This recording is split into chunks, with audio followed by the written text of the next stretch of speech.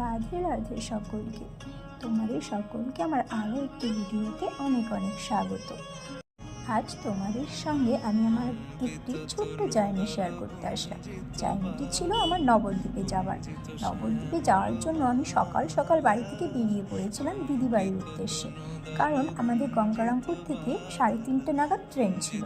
সেইখান থেকে আমি আর আমার ভাগ্নি চলে যাই এবং গাজল থেকে ওঠে আমার আরও এক দিদি এবং জাইবু। আমরা রাত 9:30 নাগাদ নবদ্বীপে পৌঁছে যাই এবং পৌঁছে এক অপূর্ব দৃশ্য দর্শন করি, কারণ দিনটি ছিল বিজয় দশমীর পরের দিন। সেদিন সমস্ত প্রতিমা বিসর্জন দেওয়া হচ্ছিল, তাই ঘাটও বন্ধ ছিল। এর জন্য আমরা ঘাটের ওই পারে যেতে পারিনি। তো আমাদের নবদ্বীপেই হোটেল ভাড়া নিতে হয়েছিল, আর এই ছিল আমাদের হোটেলের ভিউ।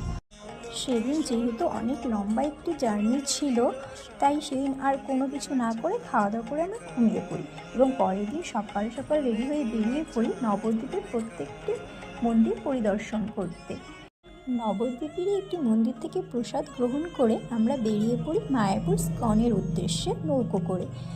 ঘাট থেকে নৌকো নিয়ে আমরা মায়াপুরের স্কনের উদ্দেশ্যে বেরিয়ে পড়লেও প্রথমে কিন্তু আমরা স্কনে প্রবেশ করিনি, কারণ মায়াপুরে আরও অনেক ছোট ছোট রাধা মাধবের মন্দির ছিল, যেগুলো আমাদের পরিক্রমা করার খুব ইচ্ছে ছিল। সমস্ত মন্দির পরিক্রমা করার পরে আমরা সন্ধ্যায় পৌঁছে যাই স্কনে এবং সেখানে অপূর্ব আরতি দর্শন করে আবার কিছুক্ষণ বিশ্রাম নিয়ে পৌঁছে যাই ঘাটে, কারণ 9:30 নাগাদ নাকি ওইখানকার ঘাট বন্ধ হয়ে যায়। তো তারপরে আমরা ফিরে আসি হোটেলে। সকাল 9:30 থেকে রাত 9:30 পর্যন্ত রাধা মাধবের অপূর্ব রূপ দর্শন করার পরেও মনে যেন তৃপ্তি মেলেনি, তাই আবারও যাওয়ার আশাটা রয়েই গেল।